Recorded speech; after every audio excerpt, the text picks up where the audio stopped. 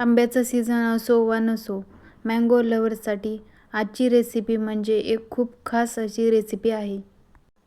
आज आपण मँगो फ्लेवरलाच एक सोपा असा ट्विस्ट देऊन एक छान असे क्रीमी, थंडगार आणि अगदी टेस्टी असा पदार्थ बनवणार आहोत. तर आज आपण बनवणार आहोत मँगो ब्रेड कस्टर्ड पुडिंग. यामध्ये आपल्याला मिळणार आहे कस्टर्डचा क्रीमीपणा, ब्रेडचा मऊपणा आणि आंब्याचा नॅचरल गोडवा. तर या तिन्हींचा संगम आपल्याला आजच्या रेसिपीमध्ये पाहायला मिळणार आहे. त्यामुळे व्हिडिओ कुठेही स्किप न करता शेवटपर्यंत पाहत राहा. तर या ठिकाणी मी 1 वाटी दूध घेतलेले आहे आणि ते गरम करायला ठेवलेले आहे. त्यानंतर दुसऱ्या वाटीमध्ये 1 मोठा चमचा कस्टर्ड पावडर आणि 1 चमचा मिल्क पावडर घेऊन थंड दुधामध्ये याची पातळ पेस्ट बनवून घेतलेली आहे. तुम्ही व्हिडिओमध्ये पाहू शकता. या मिश्रणाच्या पूर्ण गाठी मोडून घ्यायच्या आहे आणि स्मूथ अशी पेस्ट करून उकळत्या दुधामध्ये ही पेस्ट मी टाकून घेतलेली आहे.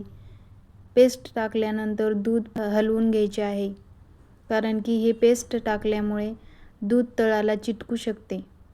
त्यानंतर मला हे मिश्रण खूप घट्ट वाटले, त्यामुळे मी अर्धी वाटी दूध यामध्ये ॲड केले आहे. त्यानंतर सतत ढवळत आपण याला 5 ते 7 मिनिटे छान क्रीमी होईपर्यंत शिजवून घेऊ.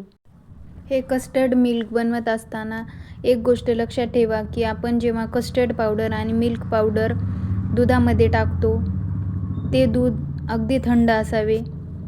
गरम दूध वापरू नका. गरम दुधामध्ये जर कस्टर्ड पावडर आपण मिक्स करायला गेलो तर त्याच्या गुठळ्या बनतात. आता या दुधामध्ये मी 1 मोठा चमचा साखर घातलेली आहे. तुम्ही तुमच्या आवडीनुसार साखरेचे प्रमाण कमी जास्त करू शकता. आणि दुसरीकडे दुधाला उकळी आल्यानंतरच ही पेस्ट त्यामध्ये मिक्स करा आणि सतत हलवत हे 5 ते 7 मिनिटे छान क्रीमी होईपर्यंत शिजवून घ्या. त्यानंतर इथे मी 2 आंबे घेतलेले आहेत. आंबे छान पिकलेले घ्या, म्हणजे ते नॅचरली गोड असतात. आता आंब्याचा सीझन थोडा कमी होत आहे, त्यामुळे आपण चिरून पाहूया हे आंबा कसा निघतोय ते. पण छान निघला. ही रेसिपी मी जरा लेट अपलोड करत आहे, तेव्हा आंब्याचा सीझन बऱ्यापैकी चांगला होता, त्यामुळे मला हे छान आंबे मिळाले. आता व्हिडिओमध्ये दाखवल्याप्रमाणे छोटे छोटे काप करून घ्यायचे आहेत. पहिल्या अर्ध्या आंब्याच्या फोडी मी जरा मोठ्या करून घेतलेल्या आहेत, कारण की त्या आपण मिक्सरला बारीक करणार आहोत. आणि ह्या आंब्याच्या फोडी ज्या की मी छोट्या आणि अगदी सुंदर आकारात कट केलेल्या आहेत, त्या आपण डेकोरेशनसाठी, लेयर्स देण्यासाठी वापरणार आहोत. आता इथे मी मिक्सरच्या भांड्यामध्ये आंब्याची छान प्युरी बनवून घेतलेली आहे आणि त्यामध्ये 2 चमचे मी दुधावरची साय मिक्स केलेली आहे. आणि तुमच्याकडे जर दुधाची साय नसेल तर तुम्ही साधे दूध वापरून स्मूथ अशी पेस्ट बनवू शकता. आता ही आंब्याची प्युरी मी या कस्टर्ड मिल्कमध्ये ॲड करून घेतलेली आहे. आंब्याची पेस्ट या दुधामध्ये टाकल्यानंतर दुधात ती लवकर मिक्स होत नाही. अशा प्रकारे जर तुम्हाला टेक्स्चर ठेवायचे असेल तर तसेच राहू द्या, पण मला स्मूथ हवे होते, त्यामुळे मी या ठिकाणी ते व्यवस्थित फेटून घेतलेले आहे आणि त्याला एक स्मूथ टेक्स्चर आलेले आहे. त्यानंतर मी या ठिकाणी साखर आणि विलायची पावडर बारीक केलेली त्यामध्ये ॲड केलेली आहे. यामध्ये मी थोडेसे जायफळ पण किसून घातलेले आहे, पण माझ्याकडून ती क्लिप डिलीट झाली. आता इथे आपण ब्रेड घेतलेले आहेत. ब्रेडच्या कडा चाकूने व्यवस्थित कापून घ्यायच्या आहेत.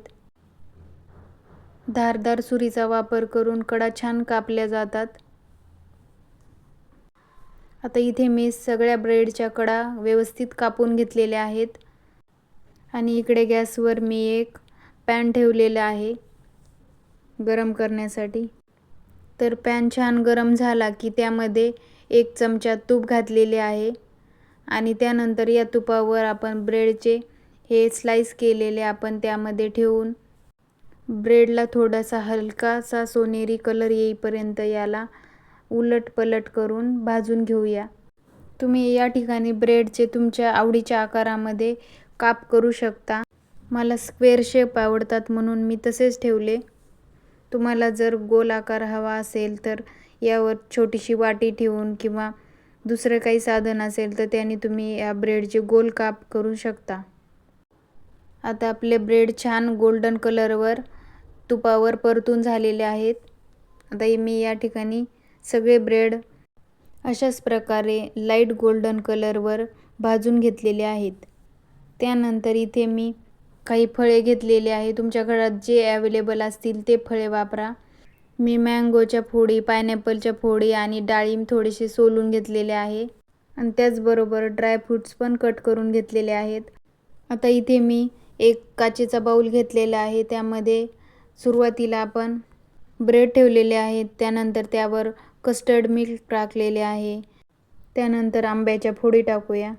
त्यानंतर सेम प्रोसेस परत रिपीट करायची आहे. मी दुसरा ब्रेडचा तुकडा ठेवून त्यावर कस्टर्ड मिल्क टाकून नंतर त्यावर आंब्याच्या फोडी टाकलेल्या आहेत.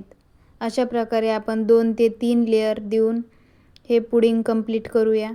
तुम्ही व्हिडिओमध्ये पाहू शकता की किती छान दिसत आहे आणि हे ब्रेड त्या कस्टर्ड मिल्कमध्ये मुरल्यानंतर तर खूपच छान लागते.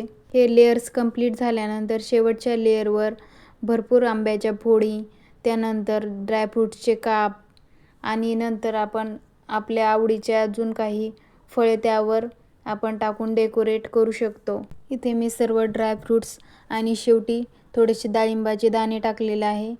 यामध्ये तुमच्या आवडीनुसार तुम्ही डाळिंबाचे दाणे कमी किंवा जास्त करू शकता. त्यानंतर मी इथे थोडी टूटी फ्रुटी वापरलेली आहे. टूटी फ्रुटीमुळे या पदार्थाला खूप छान चव येते आणि मुलंसुद्धा आवडीने खातात.